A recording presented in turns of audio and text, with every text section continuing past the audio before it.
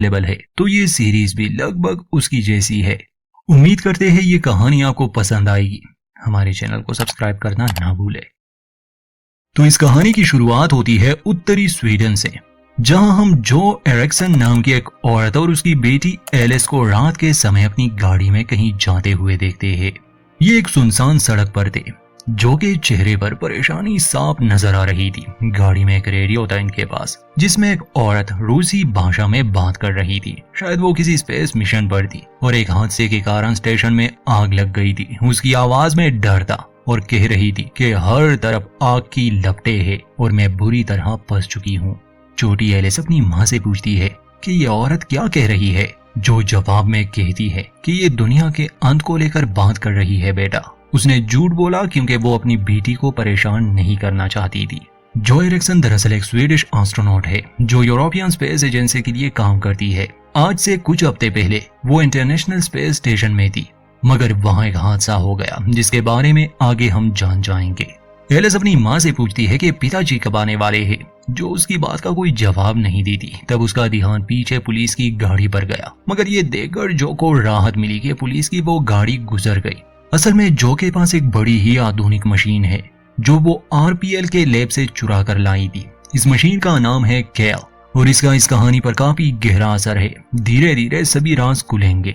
कुछ देर बाद हम देखते हैं कि ये लोग एक केबिन में पहुंचते हैं जो एक सुनसान से इलाके में था, जंगल के करीब। सर्दी का मौसम था और हर तरफ बर्फ ही बर्फ थी, जो कि यहाँ आने के पीछे एक कारण था। इस केबिन में आते ही हम दर्शकों को सामने की दीवार पर एक पेंटिंग दिखाई जाती है जिसमें दो बच्चे एक जख्मी फरिश्ते को ले जा रहे थे। इसे आप याद रखें।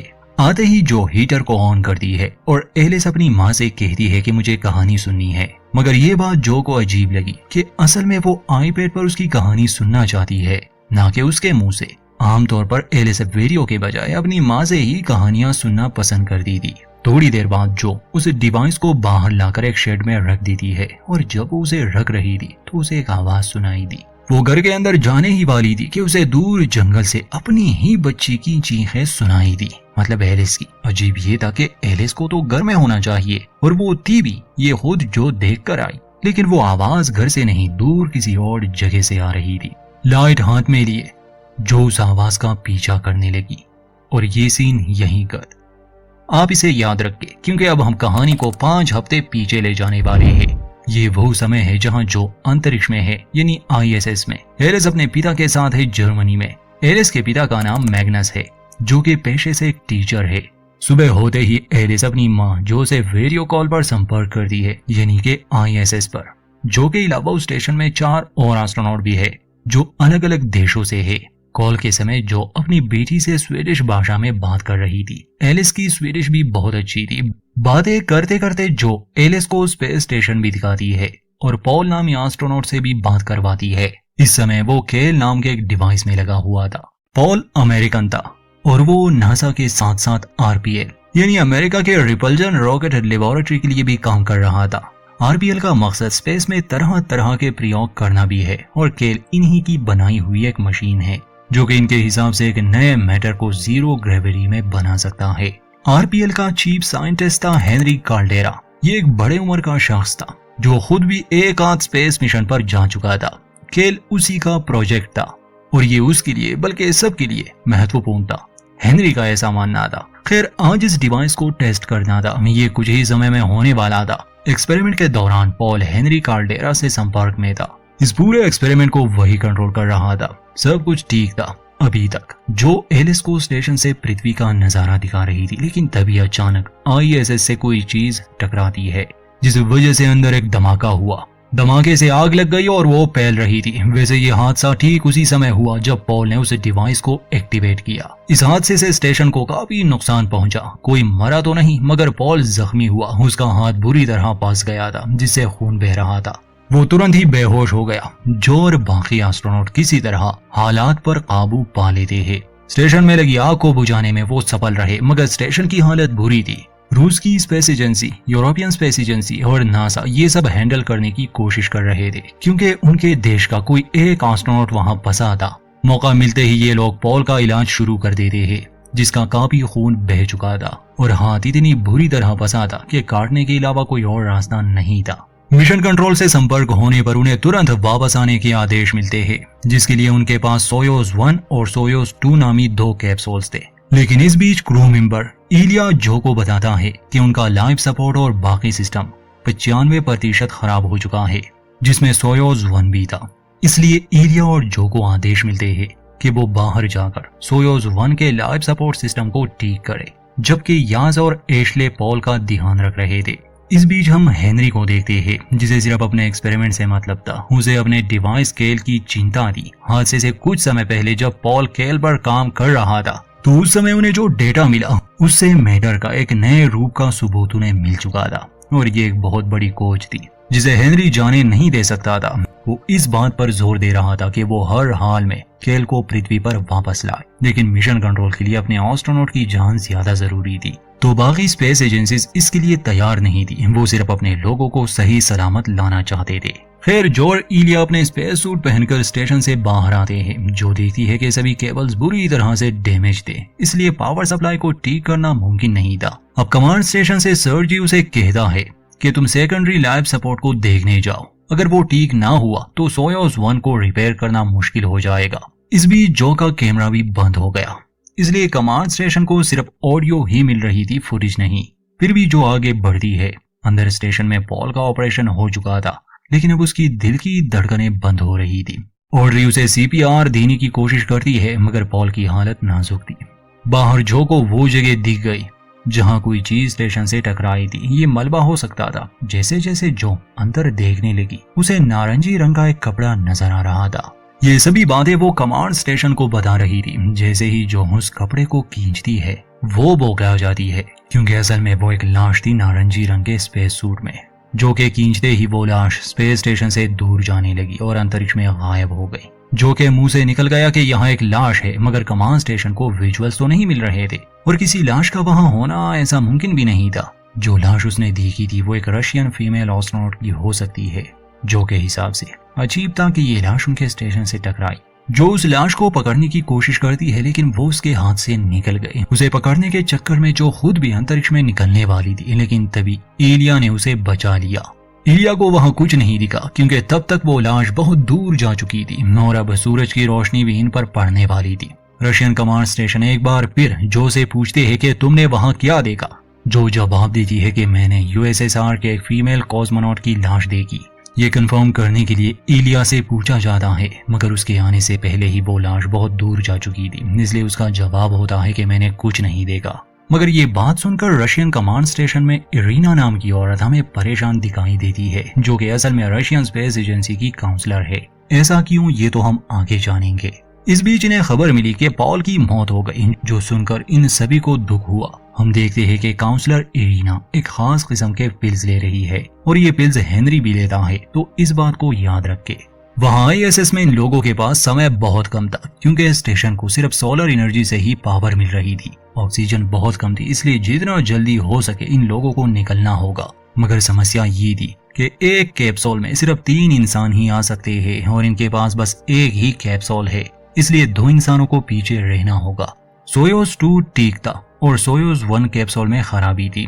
जो इंसान भी पीछे रहेगा शायद वो उसे ठीक कर दे, इसलिए पॉल की लाश को सोयोज 1 में रखा जाता है। जो पीछे रह जाती है स्टेशन में ही, और बाकी बचे 3 इंसानों को सोयोज 2 से पृथ्वी वापस आना पड़ा, जिसमें उन्हें 3 घंटे लगने वाले थे, मगर वो पृथ्वी पर सही सलामत पहुंच जाते हैं। हम अगर वो हेनरी के केल नामी मशीन को अपने साथ नहीं लाए।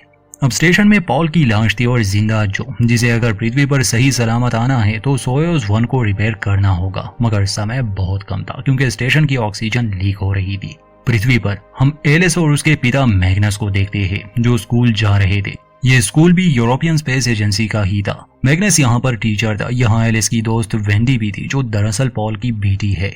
कुछ देर बाद वहां स्पेस एजेंसी के कुछ लोग आकर इन्हें ले जाने लगे, क्योंकि अब सबको पता चल चुका था कि वहां ऊपर ISS में एक हादसा हो चुका है। एलिस जब वेंडी से मिलती है तो वो काफी परेशान लग रही थी। वो एलिस से कहती है कि कल रात मुझे एक बुरा सपना आया था। स्पेस स्टेशन से आया कैप्सूल शायद काजाकिस्तान में लैंड करने वाला था, और दूसरा कि उनका कमांड स्टेशन भी वहीं पर था, इसलिए पॉल और जो के परिवार को वहां के कैंप में ले जाया जाता है। हेनरी और उसकी टीम भी वहां पहुंच गई, क्योंकि उसे अपने डिवाइस की चिंता थी, यानी कैल की। एलिस घबराई हुई थी वो अपने पिता से पूछती है कि पहले तो कभी कोई एस्ट्रोनॉट फ्लाइट से वापस नहीं आया। मैग्नस कहता है कि शायद तुम्हें ये बात अच्छी ना लगे, लेकिन वेंडी के पिता की मौत हो गई है, पर जो जिंदा है उन्होंने मुझे बताया और मुझे उम्मीद है कि वो सही सलामत घर लौट आएगी।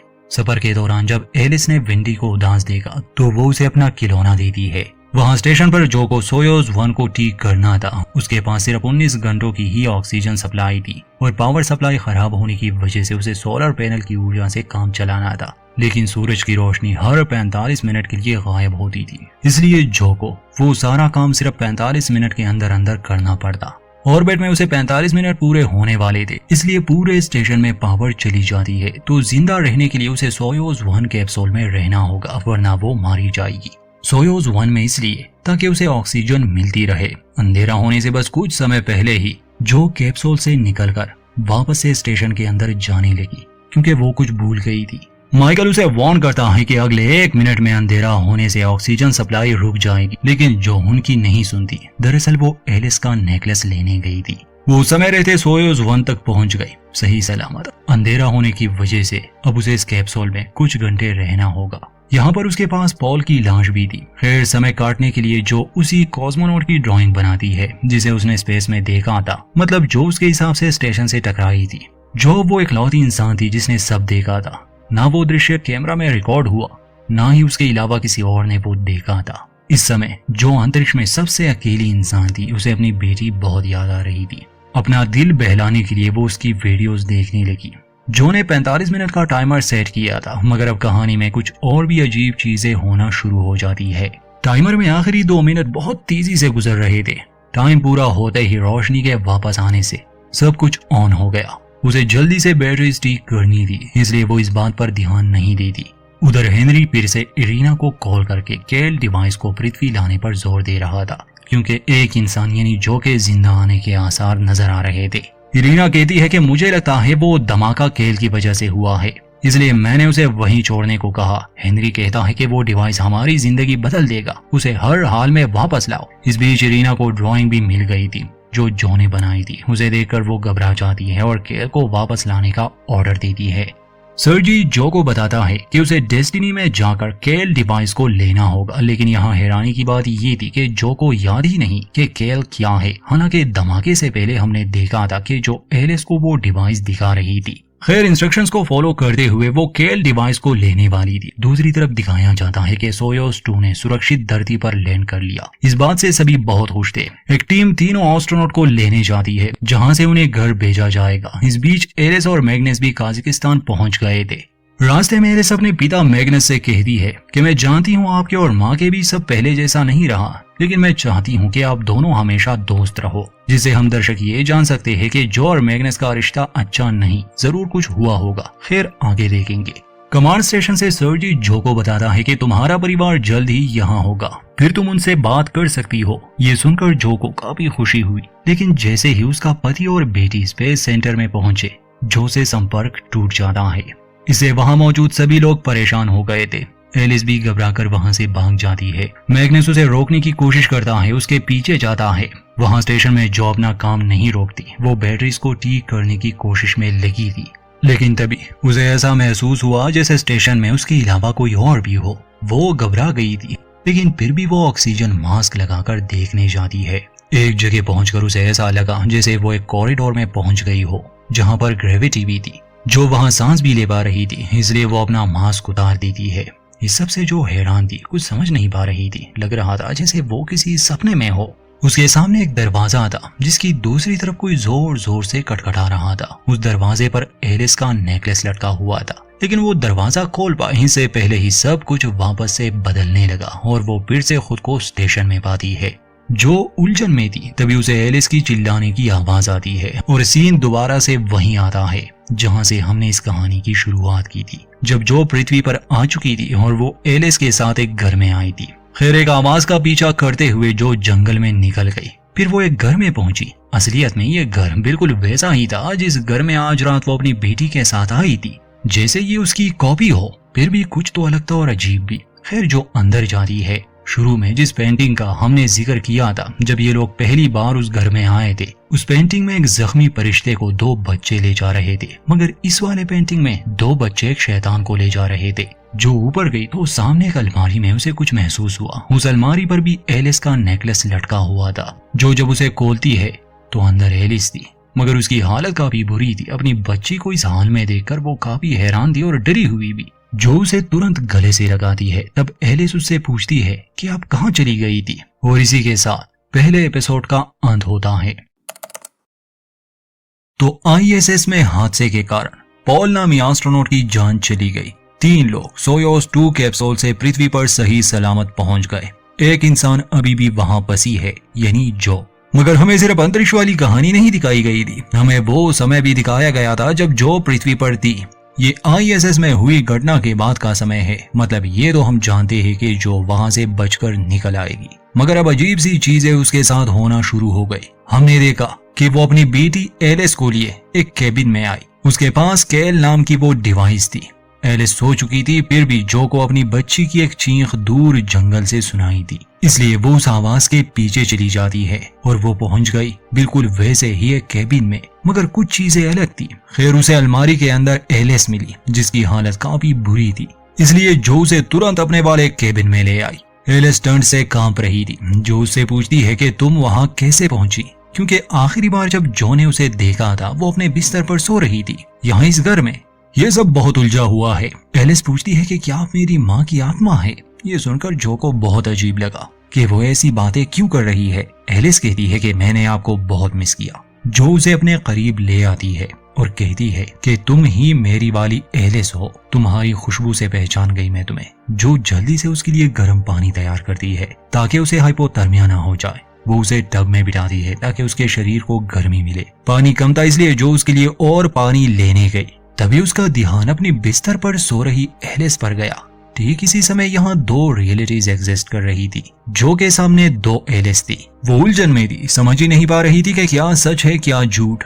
तभी जो को अपनी एक आंख में दर्द महसूस हुआ। आंख वाली ये बात आप याद रखें, इसका राज सबसे आखिर में खुलेगा। इतने में वो एलिस जाग गई जो सो रही थी। यहाँ की एलिस को हम इस दुनिया वाली एलिस कहेंगे, और जो दूसरी एलिस है जिसकी हालत ठीक नहीं थी उसे दूसरी दुनिया वाली एलिस। अब अचानक से दूसरी दुनिया वाली एलिस बाथ से गायब हो जाती है। ये देखकर जो उसे पुकारती है, इस दुनिया वाली एलिस कहती है कि मैं यही हूँ, आप किसे पुकार रहे हैं। जो बस हैरान वहाँ खड़ी कुछ समझ ही नहीं पा रही थी।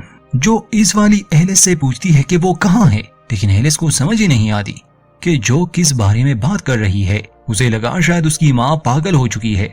ये बात अच्छी है कि इस कहानी में सिर्फ 2 रियलिटीज ही आपस में टकराती है। अगर 2 से ज्यादा होती तो ये बहुत ही कंफ्यूजिंग बन जाती। यहाँ पर मौजूद जो को लगता है कि असल में उसकी बेटी दूसरी दुनिया वाली एलिस है। इसका मतलब कि ये जो इस दुनिया से, इस रियलिटी से बिलोंग नहीं करती। तो अब सवाल ये है कि अगर ये इसकी दुनिया नहीं है तो वो जो कहाँ है जिसे यहाँ होना चाहिए था। ये धीरे धीरे हमें समझ आने लगेगा। अब कहानी को कुछ हफ्ते पीछे ले चलते हैं जब ISS में वो हादसा हुआ और अब जो वहां फंसी है पॉल के लाश के साथ। यहाँ स्टेशन पर 2 कैप्सूल्स थे, सोयोस 1 और सोयोस 2। सोयोस 1 में खराबी आ गई, इसलिए बाकी क्रू सोयोस 2 में पृथ्वी के लिए निकल गए। अब जो के लिए कोई मदद तो नहीं भेजी जा सकती। अगर उसे अपनी जान बचानी है तो खुद ही कुछ करना होगा, मगर उसके पास बस कुछ ही घंटे थे। अगर तब तक वो कैप्सूल को रिपेयर ना कर पाई तो उसकी मौत हो जाएगी। पिछले एपिसोड में हमने देखा कि कैसे उसे एक अलग ही जगह दिखी थी, जिसके बाद वो बेहोश हो गई। उसे लग रहा था कि हो सकता है ये ऑक्सीजन की कमी की वजह से हो,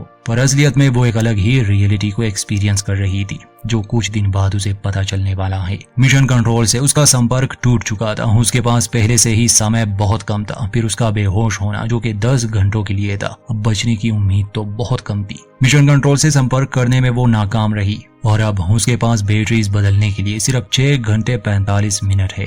वो बहुत कोशिश करती है मिशन कंट्रोल से संपर्क करने में, मगर वो नहीं हो पाता।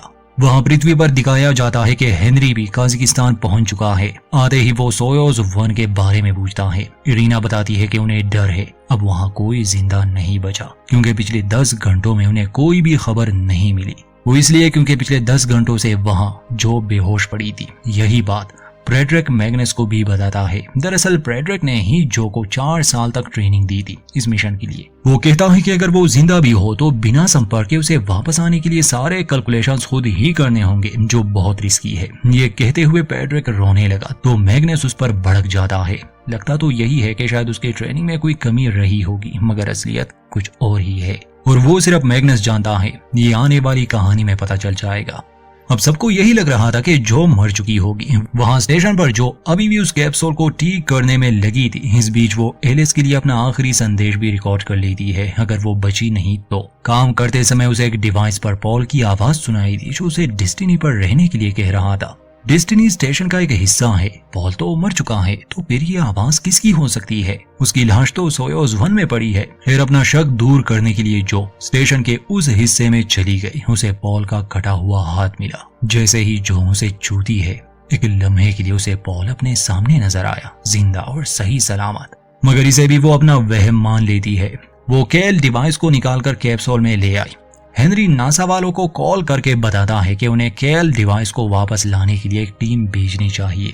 वो नहीं मान रहे थे क्योंकि इस पर अरबों डॉलर्स का खर्चा आएगा और वो डिवाइस बस एक एक्सपेरिमेंट था। इस पर हेनरी भड़क जाता है। वो कहता है कि ये कोई आम डिवाइस नहीं, वो दुनिया को बदलने की ताकत रखता है। नासा वाले कहते हैं कि हम और लोगों की जान खतरे में नहीं डाल सकते। स्पेस में हम जो को देखते हैं, जो अभी भी बैटरीज बदल रही थी। उसके पास 2 घंटे बचे थे। तभी जो के पास कंट्रोल सेंटर से एक रिकॉर्डेड मैसेज आता है, जिसमें सर्जी उसे बताता है कि हम तुमसे संपर्क नहीं कर पा रहे, लेकिन अगर तुम हमें सुन रही हो तो तुम्हारे पास समय बहुत कम है। तुम्हें जल्द से जल्द बैटरीज बदलकर सोयोज 1 को चालू करना होगा।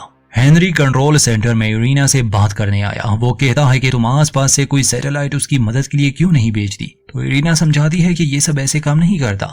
हेनरी इरीना से पूछता है कि क्या तुम्हारी अपनी बहन से बात हुई? तो इरीना कहती है कि तुम जानते हो कि वो मर चुकी है। इरीना कहती है कि तुम्हारे अपने भाई से कोई बात हुई? तो हेनरी कहता है कि कई सालों से नहीं। अब ये दोनों यहाँ किसकी बात कर रहे हैं ये तो हम आगे ही जान पाएंगे, लेकिन कोई तो राज है जो सिर्फ यही दोनों जानते हैं। अब सीन एक क्रूज शिप पर आता है, जहां एक news reporter senior astronaut Bert Cardera से इंटरव्यू ले रहा था। यह आदमी बिल्कुल हेनरी जैसा ही दिखता है और फिलहाल ऐसा मालूम होता है जैसे ये हेनरी का वही जुड़वा भाई है जिसके बारे में पिछले सीन में बात हो रही थी। दरअसल बर्ट 1970 में होने वाले अपोलो 18 मिशन का हिस्सा रहा, जो किसी घटना द्वारा सफल नहीं हो सके। बर्ट के सभी साथी एस्ट्रोनॉट मारे गए और सिर्फ बर्ट ही जिंदा लौट आया। रिपोर्टर पूछती है कि आपको क्या लगता है कि इस समय स्पेस स्टेशन में जो हालात है, क्या बचने के कोई आसार नजर आ रहे हैं या हमें एक और लाश की खबर मिलेगी? बर्ट कहता है कि मैं इस बारे में बात नहीं करना चाहता।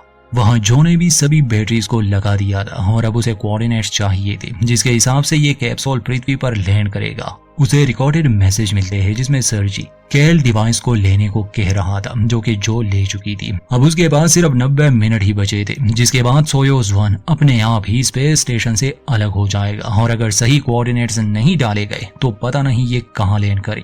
जो ने समय रहते सारे कैलकुलेशंस खुद ही कर लिए। वो अपने किए गए कैलकुलेशन सिस्टम में डालती है। अब लॉन्च शुरू करने से पहले वो मैग्नस और एलिस के लिए एक और संदेश रिकॉर्ड करती है। वो कहती है कि मुझे उम्मीद है मेरी कैलकुलेशंस ठीक होगी, लेकिन चाहे जो भी हो जाए मैं हमेशा तुम लोगों के साथ रहूंगी और मैं तुमसे बहुत प्यार करती हूँ। ये कहते हुए वो भावुक हो गई। फिर वो अपना आईपैड स्टेशन में छोड़ देती है ताकि अगर उसे कुछ भी हो गया तो मैग्नस और एलिस तक ये मैसेज पहुंच जाए। अब हेज बंद करने के बाद जो डॉक की प्रक्रिया शुरू करती है, लेकिन एक बोल्ट में कुछ खराबी आ गई। जो अपने मैनुअल में देखने लगी जिसमें लिखा था कि अगर बोल्ट में कोई खराबी आ जाए तो किसी को हेज के दूसरी तरफ से बटन दबाना होगा। इससे वो काफी परेशान हो गई। वो जोर जोर से स्क्रीन को मारने लगी। धरती पर भी काउंटडाउन शुरू हो गया था क्योंकि अगले 10 सेकंड्स में ऑक्सीजन खत्म होने वाली थी। हालांकि उन्हें जो की तरफ से कोई खबर नहीं मिली थी, लेकिन उन्हें फिर भी उम्मीद थी कि शायद जो बच गई। और तभी अचानक बोल्ट अपने आप खुल जाता है। सोयोज 1 स्पेस स्टेशन से अलग हो गया था, लेकिन हैरानी की बात ये थी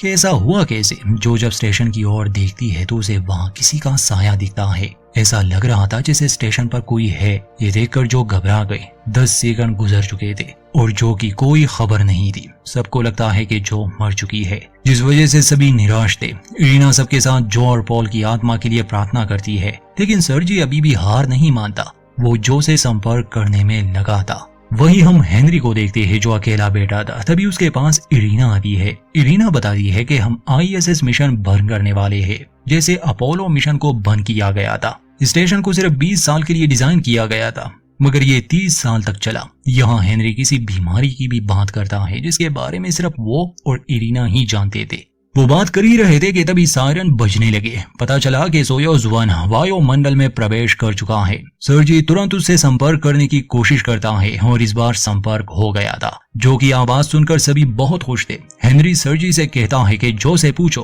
केल कहाँ है। जो बताती है कि केल उसके पास है। मैग्नस एलिस को ये खुशखबरी सुनाता है और अब एक पूरी टीम जो को रेस्क्यू के मिशन के लिए निकल गई थी। काफी मुश्किलों के बाद जो के कैप्सूल ने आखिरकार धरती पर लैंड किया। होश में आने पर जो बहुत खुश थी, वो हेज को खोलती है। तभी एक भेड़िया उसके पास आता है। उसे देखकर जो घबरा गई, लेकिन इससे पहले कि वो उसे नुकसान पहुंचाता, वो भेड़िया गायब हो गया और तब तक टीम भी उस तक पहुंच गई। वो जो को कैप्सूल से बाहर निकालते हैं। अपनी बच्ची को देखकर जो बहुत खुश थी। जो मैग्नस को भी देखकर खुश थी। वो कहती है कि मैं तुम दोनों से बहुत प्यार करती हूँ, लेकिन एलिस की बातों से तो हमें यही लगा था कि इन दोनों के बीच कुछ भी ठीक नहीं। खैर हम हेनरी को देखते हैं जो केल को पाकर बहुत खुश था। वो जल्दी से केल को आईपैड से कनेक्ट करता है और इस वक्त जो डेटा उसे मिल रहा था उसे देखकर वो बहुत हैरान था। उसे अपनी आंखों पर विश्वास नहीं हो रहा था। जो को अपने परिवार के साथ हेलीकॉप्टर में बिठाया जाता है, लेकिन तभी अचानक एलिस खुद को हेलीकॉप्टर में अकेला पाती है, मानो जैसे सभी लोग कहीं गायब हो गए। जो वहां नहीं थी और ऐसा ही जो के साथ भी हुआ, लेकिन दोबारा मुड़ने पर वो देखती है कि एलिस वहां थी। अब ये इन दोनों का वहम था या कुछ और, ये तो धीरे धीरे हमें समझ आने लगेगा। अब आखिर में हमें वही कहानी दिखाई जाती है, यानी प्रेजेंट की, जिसमें जो एलिस के साथ एक केबिन में आई थी। जो एलिस से पूछती है कि मेरी एलिस कहाँ है। एलिस पूछती है कि कौन? मैं तो यही हूँ। मैं नहीं जानती आप किस बारे में बात कर रही है। तब जो बाहर जाकर वो डिवाइस उठाती है और एलिस